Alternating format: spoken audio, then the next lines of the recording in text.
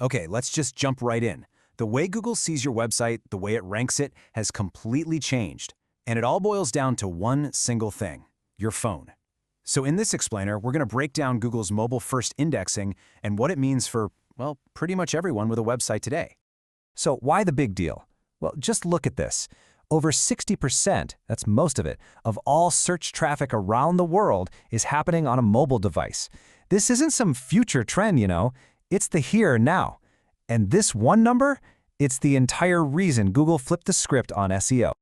Which, of course, leads us to a really crucial question. One you've got to ask yourself right now. Is your website truly ready for this reality? Because if it's not, you're not just falling behind. You're basically becoming invisible to the majority of people who might be looking for you. So let's back up a bit and really get into the why behind this massive change. For years and years, Google's world was built on desktop computers. This isn't just some small tweak. It's a complete 180 on how search has worked for decades. So what in the world is mobile-first indexing? Honestly, it's simple, but the impact is huge.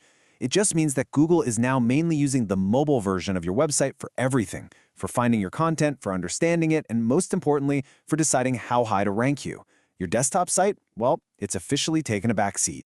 And let's be crystal clear about the timing here. This isn't something that's on the horizon. Nope, this transition is done. It's over. Since way back in March of 2021, this has been the rule for every single website out there. No exceptions. It's the world we live in now. Okay, so if mobile is everything, what's the number one, the absolute golden rule you need to follow? It all comes down to a little something called content parity. Seriously, if you remember just one phrase from all this, make it this one. Now, the idea of content parity is really simple. It just means your mobile site has to have all the same important stuff as your desktop site. The text, the data, the metadata, it's all got to be a perfect mirror image. And here's the kicker. If something's missing from your mobile version, then in Google's eyes, it doesn't exist. Period. Let's get really specific, though. What needs to match? Well, all your main content, your text, your pictures, your videos, all of it. Your structured data, that's the fancy code that helps Google make sense of your pages, has to be identical. Same goes for your headers, your H1s and H2s, which give the page its structure. And hey, if you're a local business, your name, address, and phone number better be exactly the same, or you're just going to confuse Google and hurt your local search results. All right, so now we know the rules of the game. So how do we win? Let's dive into the playbook and get into some real, actionable steps you can start on right away. First thing you've got to know about is a new performance metric called Interaction to Next Paint, or INP.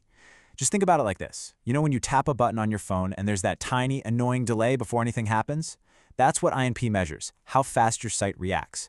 On a phone where every interaction is a tap or a swipe, this is a huge deal for user experience, and Google knows it. So, what are you aiming for? Well, an INP score under 200 milliseconds is great. That's what Google considers good.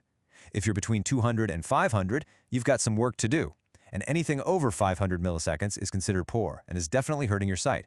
Remember, phones don't have the same horsepower as laptops, so you have to optimize for this. Here's a quick-fire checklist to get you going. 1. Make sure you're using a responsive design, so your site just adapts to any screen. 2. Compress your images. This is usually the biggest and easiest way to speed things up. After that, work on your server response time. Use lazy loading for images and videos, and finally, use things like browser caching and a CDN to make your site faster for visitors. Okay, now for the fun part, what not to do. A huge mistake people make is hiding content on mobile behind those little read more buttons or accordion tabs to save space. You have to be so careful with this. If that content is just sitting out in the open on your desktop site, Google might actually devalue it on mobile because a user has to do extra work to see it. Next up, pop-ups. We all hate them, right? Well, guess what? So does Google, especially on a tiny phone screen. Those big intrusive ads that cover the whole page right when you land on a site, that's a huge red flag. Google will straight up penalize this because, let's face it, it's just a terrible experience for the user.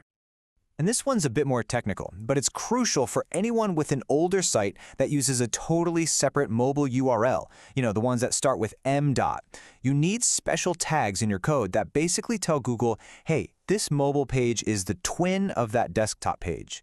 If you get that wrong, you're sending mixed signals and totally confusing Google, which can really hurt your rankings. Okay, So you've done all the hard work and optimized your site. But you're not done. SEO isn't a set-it-and-forget-it kind of thing. It's an ongoing job. So let's talk about how you can keep an eye on things and stay ahead of the curve. Your absolute best friend here is Google Search Console. It's free, and you have to use it.